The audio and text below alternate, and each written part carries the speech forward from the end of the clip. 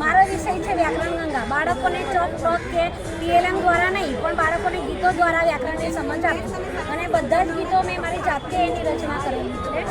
મારે બાળકોને વિશેષણ શીખવવું છે. ઉપર એનો રાગ પણ લખેલો છે કે હોલિયા મેં ઉડે રે ગુલાલ, રાજસ્થાની ગીત છે.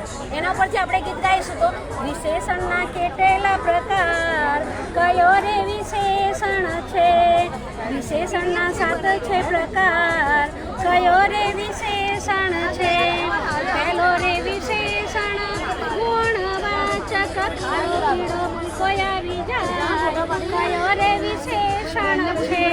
બરાબર, આ રીતે આપણે સંજ્ઞા ગીત બનાવ્યું છે. એમાં પણ છે પછી ગ્રુપમાં મૂકેલું ને આ બેનનું હતું એવું છે. હા, આ નામપદ ગીત છે. સમાસ ઉપર પણ બનાવેલા છે ગીત. કાળના પ્રકારો શીખવા માટેનું પણ ગીત છે. વિરામ ચિહ્નોનું પણ ગીત છે. શબ્દભેદ છે. વિરુક્ત અને રવાનુકારી છે. પ્રાસયુક્ત શબ્દ છે. પછી મારે પત્ર લેખન બાળકોને શીખવવું હોય તો એનું પણ ગીત બનાવેલું છે. આ જે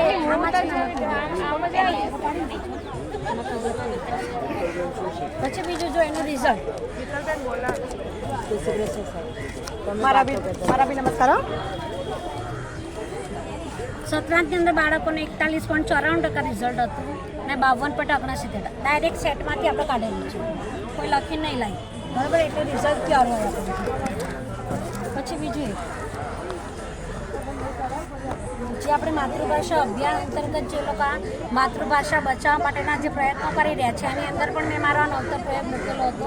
ત્યાંથી પણ મને પ્રમાણપત્ર આપવામાં આવ્યું કે તમે બેન ખરેખર માતૃભાષા એટલે કે ગુજરાતી ભાષા માટે તમે બહુ સારા એવા પ્રયત્નો કરી રહ્યા છો.